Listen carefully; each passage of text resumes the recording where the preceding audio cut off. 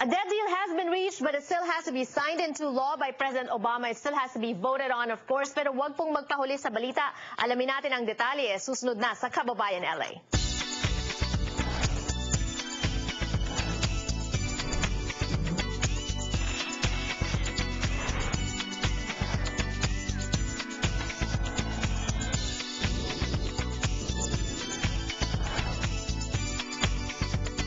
Ngayon po ang unang araw ng buwan ng Agosto taong 2011. Can you believe that? How time flies. In a few weeks, magbabalik eskwela na po ang ating mga estudyante. At ang mas malungkot para sa ating mga Filipino, because we're so family-oriented, yung mga magka-college po, iiwanan ang kanilang mga tahanan para tumira sa dormitoryo. I'm sure a lot of you are feeling anxious about this. We have tips for you today on the show, whether you're a parent that's losing a kid to school or whether you are a child or a college student as well. We have tips for you today on Kababayan LA. Meanwhile, dahil nga po Lunes, ang pinakamalaking balita naman ay nakapagkasundo na raw po ang ating mambabatas sa tinatawag nilang debt deal. Pero kailangan pa po yung pagbotohan at kailangan pa po yung pirmahan ni Pangulong Barack Obama in order for it to become law. And also, pero huwag tayo magpapahuli sa balita. Alamin po natin ang mga detalye ngayong hapon. And speaking of details, mga balita naman po mula sa balita. Pinoy na Pinoy, Weekend Balita. Ronnie Ligo, Editor-in-Chief of Midweek and Weekend Balita, is also going to be joining us later on in the show para pag-usapan ang debt agreement na lumabas kagabi ba ito, Ronnie, o kaninang umaga. But meanwhile, bago yan, Ronnie, pag-usapan natin ang mga balita naman muna mula sa Pilipinas. Starting off with Filipino pleading guilty daw sa pag-import ng military craft. Oh, no.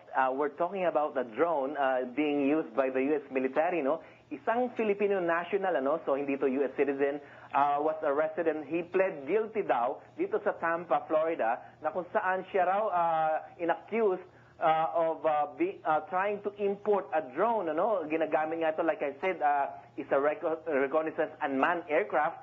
Mga $13 million yata ito at ito ay ngayon sa kanya ay ipinataw itong charges na ito at like I said, he pled guilty. So ito ay delikado ngayon siya, He's facing 20 years in jail daw. Okay, these are initial details of the story that was reported concerning this case. But Ronnie, there are more questions than answers, I think. Because first of all, paano naman itong si Henson Chua, 47, na kababayan natin, paano naman niya nabili yun? Ibig sabihin, may nagbenta sa kanya. At yung nagbenta ba sa kanya, mapaparusahan din. And also at the same time, it says here na nahuli siya dahil he attempted to sell this on eBay. Alam ba niya na illegal yung ginagawa niya? Because why will he go public with it pagbebenta niya sa eBay if he knew that what he was doing was wrong? Apparently, he was trying to sell it, Meron siyang contact na from the USCIS, ang Department of Homeland Security ang kumontak sa kanya kasi nga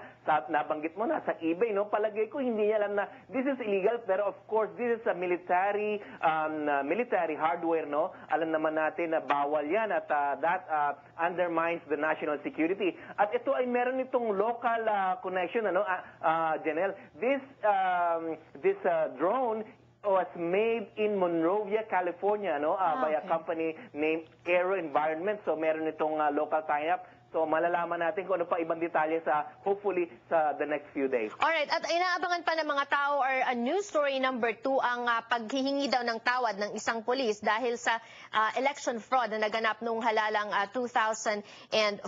Ronnie, people are just talking about this, pero ano na ba ang latest? Siguro, a little history, noong 2004, ang sinabing nanalo daw, si Presidente Gloria Arroyo na nga, She was running for extension, parang gano'n na nangyari, over the late Fernando Poe Jr. At ang lamang lang yan is about 1.123 million votes, At sinasabi naman itong police colonel na ito, si Chief Superintendent Rafael Santiago, isa raw siya sa mga marami yatang pulis na nagnakaw ng mga balota doon sa Batasang Pambansa para ma-assure na si Presidente Gloria Arroyo ay lamang at mananalo nga kung i-declare man siya dito sa halalan na iyan ng 2004. Alright. Galing daw sa Mindanao itong mga balota na ito. This is something that happened 7 years ago, Ronnie, at ngayon patong-patong pa rin ang mga problema sa Pilipinas. Unemployment, kahirapan, kagutuman. Why are Corruption. we concentrating on this? And what good will this do for us? Kung halimbawa man mapatunayan na nandaya nga, are we going to erase and change our history books? Sino na ba ang naging, let's say, 14th president ba ng Pilipinas? And what's gonna happen? There was a statement released by one of the COMELEC commissioners na sinasabi nila na you cannot undeclare a president that was already declared president in 2004. Ayun na nga si Gloria Arroyo, no? Of course, all these supposedly findings and the revelations by this police colonel, of course, this will undergo investigation, scrutiny, at kung talaga mapapatawad siya ng charges, electoral fraud charges si Gloria Arroyo, malalaman natin kung magkakaroon ng criminal liability kung talaga siya ay nag-commit ng electoral fraud. And even that, it makes us think, no, yung pera ba na mas mabuting maitulong sa mga mahihirap, gagastusin sa pag-investigate ng something like this, which happened, of course, 7 years. Of course, we have to correct history as well, but then at the same time, parang, yun na ba, priorities, naaakusahan na nga ang current administration na walang ginawa kundi habulin yung previous administration. This leads to the PAGCOR case, diba? Oo, no? You're talking about the current si Ephraim Enwino, the past chairman of PAGCOR, na kung saan ang sinasabi niya ngayon, he's like being tried by publicity, no? Sinasabi na mukhang guilty na nga raw siya.